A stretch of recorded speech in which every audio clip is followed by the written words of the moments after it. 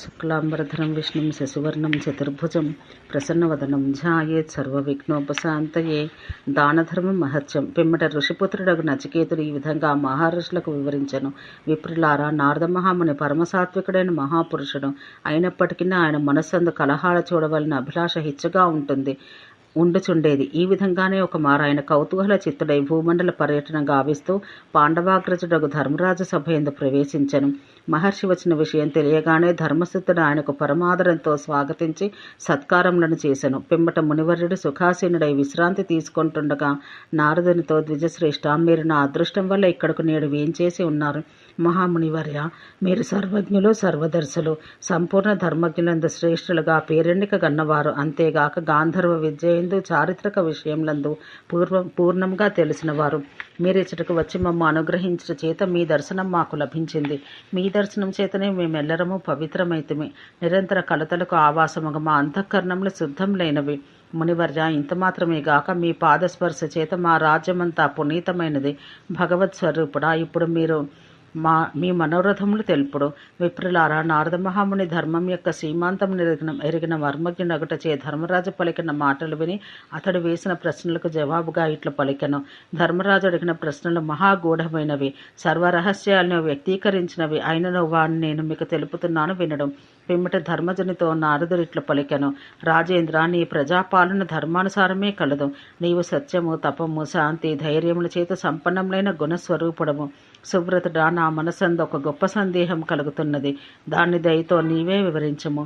సురోత్తమ, నా సంశయం ఏమనగా, ప్రాణులు ఏ వ్రతధారణల చేత నియమ, దాన, ధర్మాది తపస్సు యొక్క ప్రభావంచే అమరత్వం పొందగలుగుతున్నారు.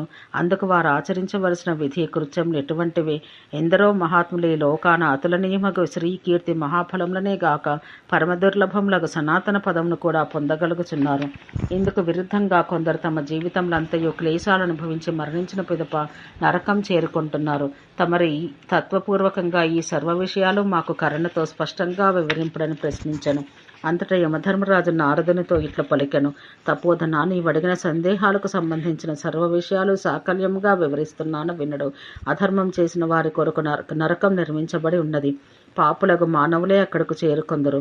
అగ్నిహోత్రం చేయని వారు, సంతానహీనులు, భూదానం ఉనర్పని వారు, ఇంకను మరికొన్ని విద్యలు ఆచరించని నరులు మరణించిన పిదప నరకానికి వచ్చెదరు. వేదాలను తుదముట్టా చదివిన విద్వాంసులు, సూర్యులు, వీరులకు పురుషులు 100 సంవత్సరాల ఆయుర్దాయాన్ని గడుపుదరు. ఏ మానవుడు స్వామి ఆజ్ఞను యథాక్రమంగా పాటించరో, ఎవరు నిత్యము సత్యభాషణం చేయుదరో అట్టివారు నరకమును ప్రవేశించరు. ఎవరు ఇంద్రియాలను తమ వశమందు ఉంచుకొనరో, తమ స్వామి కార్యాలను శ్రద్ధగా నిర్వహించెదరో, అహింసను పాటించెదరో, యత్నపూర్వకంగా బ్రహ్మచర్య పాలన మనరింతరో, ఇంద్రియ నిగ్రహాన్ని, బ్రాహ్మణ భక్తియును కలవారో వారెన్నడూ నరకం దిశయే చూడరు. పతివ్రతలైన స్త్రీలు, ఏకపత్ని వ్రతం ఆచరించు పురుషులు, శాంత స్వభావులు, పరస్త్రీ విముఖులు, సర్వప్రాణులను తనవలే భావించువారు, సమస్త జీవుల ఎడ దయ కలిగి ఉద్యుక్తులై ఉందరో అట్టివారు ఏనాడు అంధకారావృతమై పాపులచే నిండబడి ఉండు నరకము అని పేరుగల ఈ ప్రదేశమందెన్నడూ రానే రాడు. ఈ విధంగా ఏ ద్విజుడు జ్ఞాని అయి సాంగోపాంగంగా విద్యాధ్యయనం చేసినవాడు, ఈ ప్రపంచం ఎడ ఉదాసీన దృష్టి కలవారు, ఎవరు తన యజమాని కొరకు తన ప్రాణాలను బలిపెట్టుదురో, ఎవరి ఈ లోకం నిరంతరము దానం చేయుచు సర్వప్రాణుల హితం నందు సంలగ్నులగుచుందరో, ఎవరు తమకు జన్మనిచ్చిన మాతాపితలకు ఉత్తమ పద్ధతిలో సేవ చేయుదురో అట్టివారు నరకానికి చేరుకొనరు. తగు మాత్రము నా తిల్లలు, గోవులు పృథ్వీదానం చేయువారికి నరక ప్రాప్తి కలగదు. ఇది నిశ్చయం. శాస్త్రోక్త విధిని అనుసరించి యజ్ఞం చేయుట ఎందును చాతుర్మాస్య వ్రతమును, అహితాగ్ని వ్రత నియమాలు పాటిస్తూ మౌన వ్రతాన్ని ఆచరించే వారిని నిరంతర స్వాధ్యాయపరులు, అట్లే శాంత స్వభావులై సభ్యులుగా ఉండువారగు ద్విజులు యమపురి యందు నన్ను దర్శింపరు.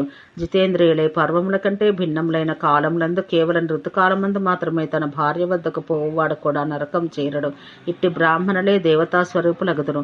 ఇందెట్టి సంశయము లేదు. ఎవరు సర్వకామనల నుంచి నివృత్తులై ఎవరి నుంచి ఎట్టి ఆశను కలిగి ఉండరో, నిరంతరం తన ఇంద్రియములను వశం ఉంచుకొందరో అట్టివారు కూడా ఈ ఘోరమైన ప్రదేశమగు నరకం నందు ఎన్నడూ ప్రవేశించరు అని యమధర్మరాజు వివరించగా, నారదుడు మరలా సూర్యపుత్రుని ఇట్లు ప్రశ్నించెను. సువ్రతుడా, దానములందు ఎట్టి దానం ప్రశస్తం? ఎట్టివాడు దాన స్వీకరణకు పాత్రుడగును. దానం చేయుట చేత ఎట్టి ఫలం ప్రాప్తించుచున్నది. అంతేగాక ఎట్టి కర్మం శ్రేష్ఠ కర్మం అగుచున్నది. నరుడు ఎట్టి ధర్మం సంపాదించుట చేత స్వర్గలోకం నందు ప్రతిష్టను పొందగలుగుచున్నాడు.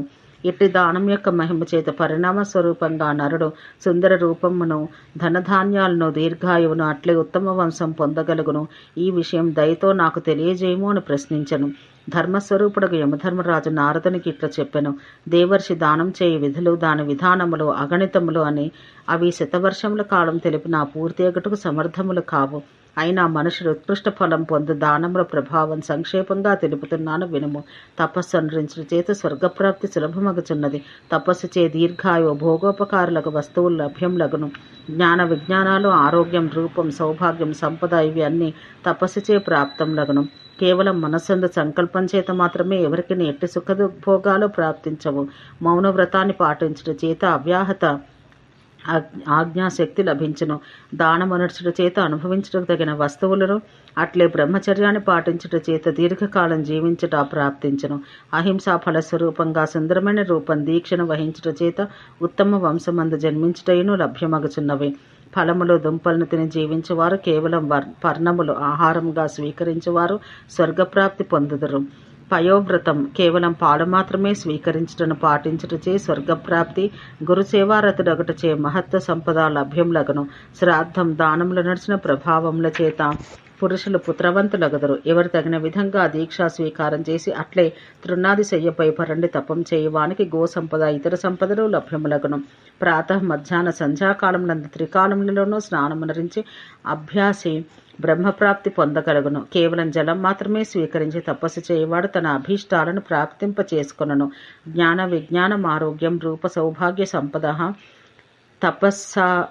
తపసా ప్రాప్యదేభ్యో మనసా నోపదిశ్యతే. ఏవం ప్రాప్నోతి పుణ్యేన మౌనేన జ్ఞాం మహామునే ఉపభోగాంస్తు దానేన బ్రహ్మచర్యేన జీవితం అహింసయా పరం రూపం దీక్షయా కులజన్మచ ఫలమూలాసినో రాజ్యం సర్గః పరాసినాం భవేత్. పయో భక్ష్య దివం యాంతి జాయతే ద్రావిణాడ్యత గురుశుశ్రూషయా నిత్యం శ్రాద్ధదానేన సంతతిః గవాధ్యాః కాలదీక్షా భీర్యేతు వాతృణాశయినః స్వయం త్రిశవనాత్ బ్రహ్మత్వపః పీత్వేష్ట లోకభాక్. ఈ కర్మ విపాకం వంటి చక్కని వర్ణన బ్రహ్మపురాణ మందలి అధ్యాయంలో కూడా కలదు. మహర్షి, యజ్ఞశీలుడగు పురుషుడు స్వర్గమే కాక ఇంకను అనేక ఫలములు పొందుటకు అధికారియగును.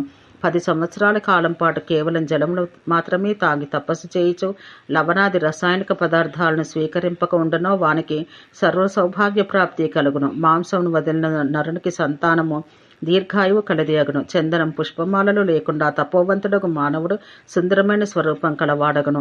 అన్నదానం చేయుట చేత నరునికి జ్ఞానం, స్మరణ, శక్తి సంపన్నత కలుగును. ఛత్రదానం చేయుటచే ఉత్తమ గృహం, పాదరక్షల దానం చే చక్కని రథం, అట్లే వస్త్రదానం చేయుటచే సుందర రూపం, విశేషధనం, సంతాన ప్రాప్తులచే సంపన్నుడగను. ప్రాణులకు నీటిని తాగటకు ఇచ్చుట చేత నరుడు నిరంతరం తృప్తి కలవాడగను. అన్నము, జలము రెండింటినీ దానం చేసిన ప్రభావం చేత ప్రాణులకు సర్వకామనలు సంపూర్తిగా పూర్ణములగను. సుగంధితములైన పూలు, ఫలములచే నిండి ఉండిన వృక్షాలను దానమిచ్చిన వారికి అన్ని విధములైన భోగ వస్తువులు నిండిన గృహం లభ్యమగను. అతడి ఇంటి యందు సుందరులైన స్త్రీలు అమూల్యమైన రత్నముల చేత పరిపూర్ణముగా నిండి ఉండిన అన్నం, వస్త్రాలు, జలములు, ఫలరసాలు దానమిచ్చిన వ్యక్తికి మరుజన్మమందు సర్వములను సులభములగను. బ్రాహ్మణులకు చందనము, అగరు, ధూపమును దానం చేసిన వానికి సుందరమైన రూపం, నిరోగమగు జన్మం లభ్యమగను. బ్రాహ్మణునికి అన్నము, సమస్త ఉపకరణాలతో కూడిన గృహదానం చేసిన వారికి జన్మాంతరమందు అనేక గజములు, అశ్వములు, స్త్రీలు, ధనము మొదలగు వానిచే నిండి ఉన్న ఉత్తమమగు సుందర నివాసం ప్రాప్తించును. ధూపదానం చేయుట చేత నరునికి గోలోకమునందును అట్లే వసులోకమందు వసింపగలిగిన అవకాశం సులభంగా లభ్యమగును. ఏనుగులు అట్లే బలిష్టములకు వృషభములను దానం చేయుట చేత ప్రాణి స్వర్గానికి పోయి అక్కడ అంతులేని ఎన్నడూ తరగని దివ్య సుఖాలు అనుభవించును. ఘృతదానం చేసిన వానికి సుకుమారత్వం, అట్లే తైలదానం చేసిన నరునికి స్ఫూర్తి, శరీర కోమలత్వం ఉపలబ్ధములగును. తేనెను దానం చేయుట చేత ప్రాణి మరియొక జన్మమందు అనేక రకములకు రసముల చేత నిరంతరం తృప్తి చెంది ఉండును. దీపదానం చేయుట చేత అంధకార కష్టం కలగదు. అట్లే పాయసదానం చేసిన వ్యక్తికి శరీరం దృఢముగా ఉండును. పులగం దానం చేసిన వ్యక్తికి కోమలత్వం, సౌభాగ్యం లభ్యమగును. ఫలదానం చేత పుత్రవంతుడు, భాగ్యశాలి కాగలడు. రథదానం చేయుటచే దివ్య విమానం పొందును. దర్పణదానం చేత ప్రాణి ఉత్తమ భాగ్యం పొందును. ఇందు ఎట్టి సంశయము లేదు.